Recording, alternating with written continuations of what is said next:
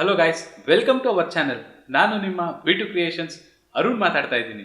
ಬನ್ನಿ, ಈ ಕ್ಲಾಸ್ನಲ್ಲಿ ಸೆಲೆಕ್ಷನ್ ಟೂಲ್ ಬಾರ್ನಲ್ಲಿ ಸ್ಲೈಸರ್ ಟೂಲ್ ಬಗ್ಗೆ ತಿಳ್ಕೊಳ್ಳೋಣ. ಮತ್ತಿನ್ನೇನಿಗೆ ತಡ, ಶುರು ಮಾಡೋಣವಾ? Welcome back friends. ಇವತ್ತಿನ ಕ್ಲಾಸಲ್ಲಿ ನಾವು ಸ್ಲೈಸ್ ಟೂಲ್ ಬಗ್ಗೆ ತಿಳ್ಕೊಳ್ಳೋಣ. ದಯವಿಟ್ಟು ವಿಡಿಯೋನ ಲೈಕ್ ಮಾಡಿ, ಶೇರ್ ಮಾಡಿ ಮತ್ತು ಕಮೆಂಟ್ ಮಾಡಿ. ಹಾಗೆ ಸಬ್ಸ್ಕ್ರೈಬ್ ಮಾಡಿ, ಬೆಲ್ ಐಕಾನ್ ಪ್ರೆಸ್ ಮಾಡಿ. ನಿಮ್ಮ ಈ ಸಬ್ಸ್ಕ್ರಿಪ್ಷನ್ನು ನಮಗೆ ಇನ್ನಷ್ಟು ಎನರ್ಜಿ ತುಂಬುತ್ತೆ ಮತ್ತಷ್ಟು ವಿಡಿಯೋಗಳು ಮಾಡೋಕ್ಕೆ. ಹಾಗಾಗಿ ದಯವಿಟ್ಟು ಸಬ್ಸ್ಕ್ರೈಬ್ ಮಾಡಿ. ಈ ಸ್ಲೈಸ್ ಟೂಲ್ದು ಶಾರ್ಟ್ಕಟ್ ಕೀ ಬಂದು ನಿಮಗೆ ಸಿ ಅಂತ. ಈ ಸ್ಲೈಸ್ ಟೂಲ್ನ ಏನಕ್ಕಪ್ಪ ಉಪಯೋಗಿಸ್ತಾರೆ ಅಂತಂದರೆ, ಈಗ ನೋಡ್ಬೋದು ನೀವು ಈ ಇಮೇಜ್ ಇದೆಯಲ್ಲ, ಈ ಇಮೇಜ್ನ ನಾವು ಪಾರ್ಟ್ ಬೈ ಪಾರ್ಟ್ ಕಟ್ ಮಾಡಿ ಅದನ್ನ ಎಕ್ಸ್ಪೋರ್ಟ್ ಮಾಡೋಕ್ಕೆ ನಾವು ಸ್ಲೈಸ್ ಟೂಲ್ನ ಉಪಯೋಗಿಸ್ತೀವಿ. ಈಗ ಮಲ್ಟಿಪಲ್ ಪೀಸಸ್ಸು, ಈಗ ಫಾರ್ ಎಕ್ಸಾಂಪಲ್ ಇಲ್ಲಿ ನೋಡಿ, ನೀವು ಆಪ್ಷನ್ ಬಾರಲ್ಲಿ ನೋಡಿದ್ರೆ ಇದು ನಾರ್ಮಲ್ ಇದೆ. ಇದು ನಾರ್ಮಲ್ ಇದ್ದಾಗ ನಾವು ನಮಗೆ ಎಷ್ಟು ಪೋರ್ಷನ್ ಬೇಕೋ ಅಷ್ಟು ಪೋರ್ಷನ್ನ ಮ್ಯಾನ್ಯಲಿ ನಾವು ಸೆಲೆಕ್ಟ್ ಮಾಡ್ಬೋದು. ಇಲ್ಲಿ ನೋಡಿ, ಈಗ ಒಂದು ಪಾಯಿಂಟ್ ಇಲ್ಲಿ ಕ್ಲಿಕ್ ಮಾಡ್ತೀನಿ. ಕ್ಲಿಕ್ ಮಾಡಿ ನಾನು ಇಷ್ಟು ಡ್ರ್ಯಾಗ್ ಮಾಡಿದೆ, ಇಷ್ಟು ಪಾಯಿಂಟು ಸೆಲೆಕ್ಟ್ ಆಯಿತು. ಇಲ್ಲಿ ಈ ಪಾಯಿಂಟ್ ಏನು ಥರ್ಡ್ ಅಂತ ತೋರಿಸ್ತಾ ಇದೆಯಲ್ಲ, ಈ 3 ನಂಬರಲ್ಲಿ ಸೆಲೆಕ್ಟ್ ಆಗಿರೋದು ನಿಮ್ಗೆ ಇಲ್ಲಿ ಆರೆಂಜ್ ಕಲರಲ್ಲಿ ಕಾಣಿಸ್ತಾ ಇದೆ ನೋಡಿ, ಔಟರ್ ಲೇಯರು. ಇದು ಬಂದ್ಬಿಟ್ಟು ಯೂಸರ್ ಜನ್ರೇಟೆಡು. ಏನು ಅಂತಂದರೆ, ಇಲ್ಲಿ ನಾವು ಮ್ಯಾನ್ಯುಯಲ್ ಆಗಿ ಇಷ್ಟು ಪಾರ್ಟ್ ಕಟ್ ಮಾಡಬೇಕು ಅಂತ ಸೆಲೆಕ್ಟ್ ಮಾಡಿರೋದು. ಈ ಸ್ಲೈಸ್ ಟೂಲ್ ಮಿಕ್ಕಿದ್ದು ಏನಪ್ಪ ಮಾಡುತ್ತೆ ಅಂತಂದರೆ, ಈಗ ನಾರ್ಮಲಾಗಿ ನೀವು ಈ ಪಾತ್ನ ನೀವು ಕಟ್ ಮಾಡಬೇಕು ಅಂತ ತೋರಿಸಿದ್ರೆ ಇದು ಆಟೋಮೆಟಿಕ್ಕಾಗಿ ಇನ್ನು ಮಿಕ್ಕಿದ್ದೆಲ್ಲನೂ ಅದರದ್ದು ಒಂದು ಪಾರ್ಟಾಗಿ ಕಟ್ ಮಾಡ್ಕೊಳ್ತಾ ಹೋಗುತ್ತೆ. ಇಲ್ಲಿ ನೋಡ್ಬೋದು ನೀವು, ಇದಕ್ಕೆ ನಂಬರ್ ಕೊಟ್ಟಿರುತ್ತೆ. ಇಲ್ಲಿ ಫಾರ್ ಎಕ್ಸಾಂಪಲ್ 1, 2, ಇದು 3, ಇದು 4, ಇದು 5.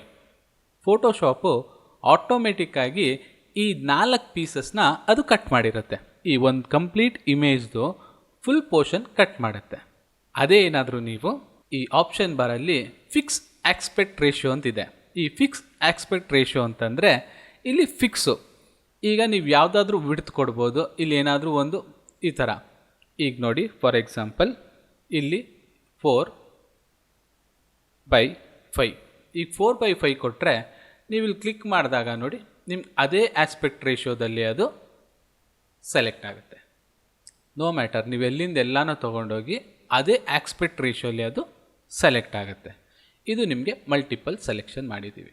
ಇಲ್ಲೊಂದು ಸೆಲೆಕ್ಷನ್ ಮಾಡಿದ್ದೀವಿ, ಇಲ್ಲೊಂದು ಸೆಲೆಕ್ಷನ್ ಮಾಡಿದ್ದೀವಿ.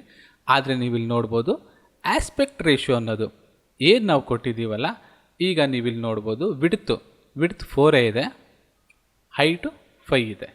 ಇಲ್ಲೂ ಅಷ್ಟೇ ವಿಡ್ತ್ 4 ಇದೆ, ಹೈಟು 5 ಇದೆ. ಅದೇ ಥರ ಮತ್ತು ಇನ್ನೊಂದು ಆಪ್ಷನ್ ಬಾರಲ್ಲಿ ನೀವು ನೋಡ್ಬೋದು ಫಿಕ್ಸ್ ಸೈಜ್ ಅಂತ ಇದೆ. ಈ ಫಿಕ್ಸ್ ಸೈಜ್ ಅಂತಂದರೆ ಇಲ್ಲಿ ನಾವು ಒಂದು ಪಿಕ್ಸೆಲ್ನ ಇದಕ್ಕೆ ಕೊಡ್ಬೋದು. ಈಗ ಫಿಕ್ಸ್ ಪಿಕ್ಸೆಲ್ಲು, ಈಗ ಫಾರ್ ಎಕ್ಸಾಂಪಲ್ ಹೇಳ್ತೀನಿ, ಇಲ್ಲೊಂದು 1000 ಪಿಕ್ಸೆಲ್ ಅಂದ್ಕೊಳ್ಳಿ. 1000 in 1000 ಪಿಕ್ಸೆಲ್ ಕೊಟ್ಟಿದ್ದೀವಲ್ಲ, ಇಲ್ಲಿ ನೀವು 1000/1000 ಪಿಕ್ಸೆಲ್ ಕೊಟ್ಟಿದ್ದೀವಿ. ಈ 1000/1000 ಪಿಕ್ಸೆಲ್ ಕೊಟ್ಟಾಗ ನೀವು ಇಲ್ಲಿ ಸೆಲೆಕ್ಟ್ ಮಾಡಿದ್ರೆ 1000/1000 ಪಿಕ್ಸೆಲ್ಗೆ ಅದು ಸ್ಲೈಸು ಸೆಲೆಕ್ಷನ್ ಆಗುತ್ತೆ.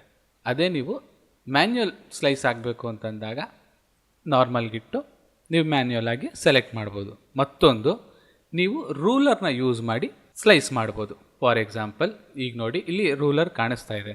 ಇನ್ ಕೇಸ್ ಏನಾದರೂ ನಿಮ್ಮ ಫೋಟೋಶಾಪಲ್ಲಿ ಈ ರೂಲರ್ ಕಾಣಿಸ್ತಾ ಇಲ್ಲ ಅಂತಂದರೆ Ctrl+R ಪ್ರೆಸ್ ಮಾಡಿದ್ರೆ ನಿಮಗೆ ರೂಲರ್ ಬರುತ್ತೆ. ಈಗ ನೋಡಿ, Ctrl+R ಪ್ರೆಸ್ ಮಾಡಿದ್ದೀನಿ, ರೂಲರ್ ಬರ್ತಾ ಇಲ್ಲ. ಈಗ Ctrl+R ಪ್ರೆಸ್ ಮಾಡಿದ್ರೆ ನಿಮಗೆ ರೂಲರ್ ಬರುತ್ತೆ. ಇನ್ ಕೇಸ್ ಅಲ್ಲಿಲ್ಲ ಅಂದರೆ ಇಲ್ಲಿ ಹೋಗ್ಬಿಟ್ಟು ನೀವು ವ್ಯೂ ಅಂತ ಇರುತ್ತಲ್ಲ, ವ್ಯೂ ಅಲ್ಲಿ ಇಲ್ಲಿ ರೂಲರ್ ಇದೆ ನೋಡಿ, ಈ ರೂಲರ್ನ ಚೆಕ್ ಮಾಡಿದ್ರೆ ನೀವು ರೂಲರ್ ಬರುತ್ತೆ. ಇಲ್ಲಿಂದ ನೀವು ಗೈಡ್ಲೈನ್ ತಂದು ಸೆಲೆಕ್ಟ್ ಮಾಡಿದ್ರೆ ಇಲ್ಲಿ ನೋಡಿ ಸ್ಲೈಸ್ ಫ್ರಮ್ ಗೈಡ್ ಅಂತಿದೆ. ಈ ಸ್ಲೈಸ್ ಫ್ರಮ್ ಗೈಡ್ ಅನ್ನೋದನ್ನ ನೀವು ಕ್ಲಿಕ್ ಮಾಡಿದ್ರೆ ಆ ನಾವು ಗೈಡ್ ಕೊಟ್ಟಿದ್ದೀವಲ್ಲ, ಆ ಗೈಡ್ ರೇಷಿಯೋಗೆ ಇದು ಸ್ಲೈಸ್ ಆಗುತ್ತೆ. ಮತ್ತಿಲ್ಲೊಂದು ಏನಂತಂದರೆ, ನೀವು ಇದನ್ನ ಲೇಯರ್ ವೈಸ್ ಬೇಕಾದರೆ ಸ್ಲೈಸ್ ಮಾಡ್ಬೋದು. ಫಾರ್ ಎಕ್ಸಾಂಪಲ್ ಇಲ್ಲಿ ನೋಡಿ, ಇದು ಫಸ್ಟ್ ಲೇಯರ್ ಇದೆ, ಇದು ಸೆಕೆಂಡ್ ಲೇಯರ್ ಇದೆ. ಈ ಫಸ್ಟ್ ಲೇಯರ್ನ ನೀವು ಸ್ಲೈಸ್ ಮಾಡಬೇಕು ಅಂದರೆ ಫಸ್ಟ್ ಲೇಯರ್ನ ಆ್ಯಕ್ಟಿವ್ ಇಟ್ಕೊಂಡು ಲೇಯರ್ಸ್ಗೆ ಹೋಗಿ ಇಲ್ಲಿ ನ್ಯೂ ಲೇಯರ್ ಬೇಸ್ಡ್ ಸ್ಲೈಸ್ ಅಂತ ಇದೆ. ಇದನ್ನ ನೀವು ಕ್ಲಿಕ್ ಮಾಡಿದ್ರೆ ಈಗ ನೋಡಿ ಅದು ಆ ಪೋರ್ಷನ್ಗೆ ಸ್ಲೈಸ್ ಆಗಿದೆ. ಇಲ್ಲೊಂದು ಇದು ಯೂಸರ್ ಜನರೇಟೆಡ್ ಸ್ಲೈಸ್. ಅದೇ ನೀವು ಸೆಕೆಂಡ್ ಸ್ಲೈಸ್ ಆಗಬೇಕು ಅಂತ ಅಂದಾಗ ಸೆಕೆಂಡ್ ಆ್ಯಕ್ಟಿವ್ ಇಟ್ಕೊಂಡು ಲೇಯರ್ಗೆ ಹೋಗಿ ಕೊಟ್ಟರೆ ಇಲ್ಲಿ ನೋಡಿ ಈಗ ಸೆಕೆಂಡ್ ಲೇಯರು ಯೂಸರ್ ಜನರೇಟ್ ಇದೆ. ನಿಮ್ಗೆ ಅದು ಹೇಗೆ ಗೊತ್ತಾಗುತ್ತೆ ಅಂದರೆ ಈ ಬ್ಲೂ ಕಲರ್ ಆಗಿರೋದು ಯೂಸರ್ ಜನರೇಟೆಡ್ ಅಂತ. ಈಗ ನೋಡಿ ಈ ಸ್ಲೈಸ್ನ ನಾವು ಹೇಗಪ್ಪ ಎಕ್ಸ್ಪೋರ್ಟ್ ಮಾಡೋದು ಅಂತಂದರೆ ಎಕ್ಸಾಂಪಲ್ ಈಗಿಲ್ಲಿ ಸ್ಲೈಸ್ನ ನಾವು ಸೆಲೆಕ್ಟ್ ಮಾಡಿದ್ದೀವಿ. ಈ ಸ್ಲೈಸ್ನ ನಾವು ಎಕ್ಸ್ಪೋರ್ಟ್ ಮಾಡಬೇಕು ಅಂತಂದರೆ ಇಲ್ಲಿ ಫೈಲ್ಗೆ ಹೋಗಿ ಎಕ್ಸ್ಪೋರ್ಟ್ಗೆ ಹೋಗಿ ಇಲ್ಲಿ ಸೇವ್ ಫಾರ್ ವೆಬ್ ಅಂತಿದೆ. ಇಲ್ಲಿ ನೀವು ವೆಬ್ ಕ್ಲಿಕ್ ಮಾಡಿದ್ರೆ ಫಿಟ್ ಅಂತ ಕೊಡ್ತೀನಿ ಸೈಜ್ಗೆ ನೋಡಿ ಇಲ್ಲಿ ನಿಮಗೆ ಕಾಣಿಸ್ತಾ ಇದೆ. ಇಲ್ಲಿ ನೋಡಿ ನೀವು ಸೇವ್ ಫಾರ್ ವೆಬ್ ಅಂತ ಕ್ಲಿಕ್ ಮಾಡಿದಾಗ ಈ ಥರ ಒಂದು ಡೈಲಾಗ್ ಬಾಕ್ಸ್ ಓಪನ್ ಆಗುತ್ತೆ. ಈ ಡೈಲಾಗ್ ಬಾಕ್ಸ್ ಓಪನ್ ಆದಾಗ ನೀವಿಲ್ಲಿ ಇಮೇಜು ಯಾವ ಫಾರ್ಮ್ಯಾಟಲ್ಲಿ ಸೇವ್ ಮಾಡ್ಬೋದು ಅನ್ನೋದನ್ನ ಇಲ್ಲಿ ಸೆಲೆಕ್ಟ್ ಮಾಡ್ಬೋದು. JPG ಇದೆ, GIF ಇದೆ, PNG ಇದೆ. ನೀವು ಯಾವ ಫಾರ್ಮ್ಯಾಟ್ ಬೇಕೋ ಆ ಫಾರ್ಮ್ಯಾಟ್ನ ಸೆಲೆಕ್ಟ್ ಮಾಡಿ ಕ್ವಾಲಿಟಿ ಇದರಿಂದ ನೀವು ಸೆಲೆಕ್ಟ್ ಮಾಡಾದಮೇಲೆ ಇಲ್ಲಿ ನಿಮಗೆ ಸೇವ್ ಅಂತ ಕೇಳುತ್ತೆ. ಈ ಸೇವ್ ಅಂತ ಕೊಟ್ಟಾಗ ಅದು ನಿಮ್ಗೆ ಯಾವ ಲೊಕೇಶನಲ್ಲಿ ಸೇವ್ ಆಗಬೇಕು ಅಂತ ಕೇಳುತ್ತೆ. ಆಗ ನೀವು ಅದರದ್ದು ಲೊಕೇಶನ್ನ ನೀವು ಪ್ರಿಸ್ಕ್ರೈಬ್ ಮಾಡಿದಾಗ ಕ್ಲಾಸ್ 08. ಇನ್ನು ಬೇರೆ ಕ್ಲಾಸಸ್ಗಳೆಲ್ಲ ಯಾವುದು ನೋಡಿಲ್ಲ ಅಂತಂದರೆ ದಯವಿಟ್ಟು ನೋಡಿ, ಯೂಟ್ಯೂಬ್ ಚಾನಲಲ್ಲಿ ಇದೆ ನಮ್ಮದು. ಅದು ನಾನು ನಿಮಗೆ ಫೋಟೋಶಾಪ್ ಸೀರೀಸೇ ಮಾಡಿದ್ದೀನಿ. ಅದರಲ್ಲಿ A to Z ಈ ಟೂಲ್ಸ್ಗಳ ಬಗ್ಗೆ ಬೇಸಿಕ್ಕಿಂದ ಹೈ ಲೆವೆಲ್ವರೆಗೂ ಹೇಳ್ಕೊಟ್ಟಿದ್ದೀವಿ. ನೋಡಿ ಈ ಥರ ಓಪನ್ ಆಗುತ್ತೆ. ಈ ಥರ ಓಪನ್ ಆದಾಗ ಈ ಡೈಲಾಗ್ ಬಾಕ್ಸ್ಗೆ ನೀವು ಇಲ್ಲಿ ನೋಡ್ಬೋದು ಸ್ಲೈಸ್ ಅಂತ ಇದೆ. ಈ ಸ್ಲೈಸ್ ಅಂತ ನೀವು ಕೊಟ್ಟಾಗ ಇಲ್ಲಿ ಆಲ್ ಸ್ಲೈಸ್ ಅಂತ ಇದೆ, ಇಲ್ಲಿ ಯೂಸರ್ ಸ್ಲೈಸ್ ಅಂತ ಇದೆ, ಸೆಲೆಕ್ಟೆಡ್ ಸ್ಲೈಸ್ ಅಂತ ಇದೆ.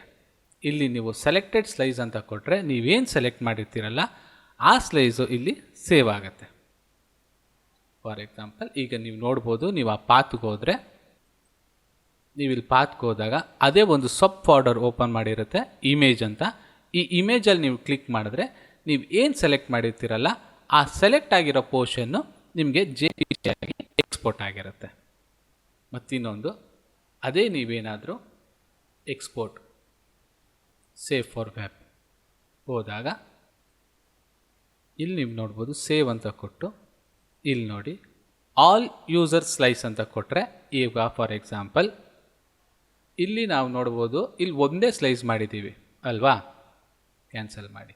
ಈಗ ನೋಡಿ ಇನ್ನೊಂದು ಮಲ್ಟಿಪಲ್ ಸ್ಲೈಸು ಇಲ್ಲಿ ಮಾಡ್ತೀನಿ, ಯೂಸರ್ ಸ್ಲೈಸ್ ಇಲ್ಲೊಂದು ಸೆಲೆಕ್ಟ್ ಮಾಡಿದ್ದೀನಿ. ಈಗ ನೀವು ಎಕ್ಸ್ಪೋರ್ಟ್ಗೆ ಹೋಗಿ ಸೇವ್ ಫಾರ್ ವೆಬ್ ಕೊಟ್ಟಾಗ ಇಲ್ಲಿ ಸೇವ್ ಕ್ಲಿಕ್ ಮಾಡಿ ಆಲ್ ಯೂಸರ್ ಸ್ಲೈಸ್ ಅಂತ ಕೊಟ್ಟರೆ ಸೇವ್ ಅಂತ ಕೊಟ್ಟಿರಿ ಅಂದ್ಕೊಳ್ಳಿ. ಈಗ ನೀವಿಲ್ಲಿ ನೋಡ್ಬೋದು ಈಗೇನು ನಾವು 2 ಪಾರ್ಟ್ ಸೆಲೆಕ್ಟ್ ಮಾಡಿದ್ದೀವಲ್ಲ ಆ 2 ಪಾರ್ಟು ಇಲ್ಲಿ ಸ್ಲೈಸ್ ಆಗಿದೆ. ಕ್ಲಾಸ್ 5 ಅದೇ ಸಬ್ ಫೋಲ್ಡ್ರಲ್ಲಿ ಕ್ರಿಯೇಟ್ ಆಗಿದೆ. ಅದೇ ಏನಾದರೂ ನೀವು ಆಲ್ ಸ್ಲೈಸ್ ಅಂತ ಕೊಟ್ಟರೆ ಇಷ್ಟು ಪೋರ್ಷನ್ ಏನು ಕಟ್ಟಾಗಿರುತ್ತೋ ಅಷ್ಟು ಪೋರ್ಷನ್ನು ಒಂದೊಂದು ಇಮೇಜ್ ಆಗಿ ಅದು ನಿಮಗೆ ಎಕ್ಸ್ಪೋರ್ಟ್ ಆಗುತ್ತೆ. ಫಾರ್ ಎಕ್ಸಾಂಪಲ್ ನೋಡಿ ಸೇವ್ ಅಂತ ಕೊಟ್ಟು ಇಲ್ಲಿ ಆಲ್ ಸ್ಲೈಸ್ ಅಂತ ಕೊಟ್ಟರೆ ಕ್ಲಾಸ್ ಇದನ್ನ ಬೇಕಾದ್ರೆ ರೆಫರೆನ್ಸ್ಗೆ ಬೇರೆ ನೇಮ್ ಕೊಡೋಣ, ಆಲ್ ಸ್ಲೈಸ್ ಅಂತಲೇ ಕೊಡ್ತೀನಿ. All slices save. ಈಗ ನೀವು ಇಲ್ಲಿ ನೋಡ್ಬೋದು ಆಲ್ ಸ್ಲೈಸಸ್ನ ಅದು ಸೇವ್ ಆಗಿದೆ. ಎಷ್ಟು ಪೀಸ್ ಅದು ಕಟ್ಟಾಗಿತ್ತೋ ಅಷ್ಟು ಪೀಸನ್ನು ಒಂದೊಂದಾಗಿ ಎಕ್ಸ್ಪೋರ್ಟ್ ಆಗುತ್ತೆ. ಈ ಸ್ಲೈಸು ನಿಮಗೆ ವೆಬ್ಸೈಟ್ ಡಿಸೈನ್ ಮಾಡಬೇಕಾದ್ರೆ ತುಂಬ ಉಪಯೋಗಕ್ಕೆ ಬರುತ್ತೆ. ಈಗ ನೀವು ಇಲ್ಲಿ ಇನ್ನೊಂದು ನೋಡ್ಬೋದು, ಇದನ್ನ ನಾವು ಇನ್ನೊಂದು ಥರನೂ ಸ್ಲೈಸಾಗಿ ಕಟ್ ಮಾಡ್ಬೋದು. ಹೇಗೆ ಅಂತಂದರೆ ಮೌಸ್ ಕೀಯಲ್ಲಿ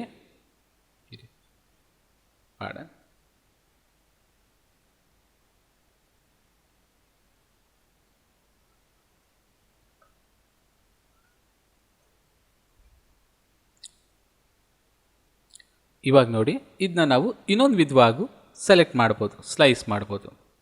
ಮೌಸಲ್ಲಿ ನೀವು ಲೆಫ್ಟ್ ಕ್ಲಿಕ್ ಮಾಡಿದಾಗ ಇಲ್ಲಿ ಡಿವೈಡ್ ಸ್ಲೈಸ್ ಅಂತ ಇದೆ. ಇದನ್ನ ನೀವು ಕ್ಲಿಕ್ ಮಾಡಿದ್ರೆ ಇಲ್ಲಿ ನಿಮಗೆ ಎಷ್ಟು ಪೀಸ್ಗದು ಸ್ಲೈಸ್ ಆಗಬೇಕು ಅಂತ ಡೈಲಾಗ್ ಬಾಕ್ಸ್ ಓಪನ್ ಆಗುತ್ತೆ. ಇಲ್ಲಿ ನೀವು ಇದನ್ನ ಆ್ಯಕ್ಟಿವ್ ಮಾಡಿದಾಗ ಇದ್ರದ್ದು ನಂಬರ್ ಕೇಳುತ್ತೆ.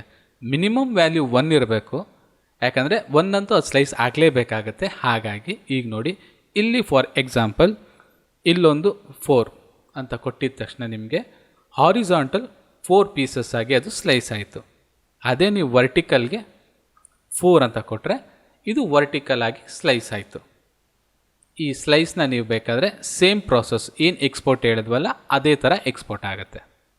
ಒಂದು ನಾವು ನಂಬರ್ ಕೊಟ್ಟು ಹೇಗೆ ಸ್ಲೈಸ್ ಮಾಡೋದು ಅಂತ ತಿಳ್ಕೊಂಡವಲ್ಲ, ಅದೇ ಥರ ನೀವು ಬೇಕಾದರೆ ಪಿಕ್ಸೆಲ್ ಪರ್ ಸ್ಲೈಸ್ ಕೊಟ್ಟು ಸ್ಲೈಸ್ ಮಾಡ್ಬೋದು. ಅದಕ್ಕೆ ನೀವು ಇಲ್ಲಿ ಆ್ಯಕ್ಟಿವೇಟ್ ಮಾಡಿದ್ರೆ ಅದು ಎಷ್ಟು ಪಿಕ್ಸೆಲ್ ಅಂತ ಕೇಳುತ್ತೆ. ಈಗ ನೋಡಿ ಫಾರ್ ಎಕ್ಸಾಂಪಲ್ 1500 ಪಿಕ್ಸೆಲ್ ಕೊಟ್ಟಿದ್ದೀನಿ. ನೆಕ್ಸ್ಟ್ ಇಲ್ಲೂ 1500 ಪಿಕ್ಸೆಲ್ ಕೊಟ್ಟಿದ್ದೀನಿ. ನೋಡಿ ಕೊಟ್ಟಾಗ 1500 ಬೈ 1500. ನೀವು ಇಲ್ಲಿಂದ ಇಲ್ಲಿ ನೋಡಿದ್ರೆ 1500 ಇರುತ್ತೆ, ಇಲ್ಲಿಂದ ಇಲ್ಲಿ ನೋಡಿದ್ರೆ 1500 ಪಿಕ್ಸೆಲ್ ಇರುತ್ತೆ. ದಯವಿಟ್ಟು ವಿಡಿಯೋನ ಲೈಕ್ ಮಾಡಿ, ಶೇರ್ ಮಾಡಿ ಮತ್ತು ಕಮೆಂಟ್ ಮಾಡಿ. ಹಾಗೆ ಸಬ್ಸ್ಕ್ರೈಬ್ ಮಾಡಿ, ಬೆಲ್ ಐಕಾನ್ ಪ್ರೆಸ್ ಮಾಡಿ. ನಿಮ್ಮ ಈ ಸಬ್ಸ್ಕ್ರಿಪ್ಷನ್ನು ನಮಗೆ ಇನ್ನಷ್ಟು ಎನರ್ಜಿ ತುಂಬುತ್ತೆ ಮತ್ತಷ್ಟು ವಿಡಿಯೋಗಳು ಮಾಡೋಕ್ಕೆ. ಹಾಗಾಗಿ ದಯವಿಟ್ಟು ಸಬ್ಸ್ಕ್ರೈಬ್ ಮಾಡಿ. ಮತ್ತೆ ಮುಂದಿನ ಕ್ಲಾಸ್ನಲ್ಲಿ ಸಿಗೋಣ. Till then V2 creations, freeze your smile. ನಗ್ತಾ ಇರಿ, ಖುಷಿಯಾಗಿರಿ.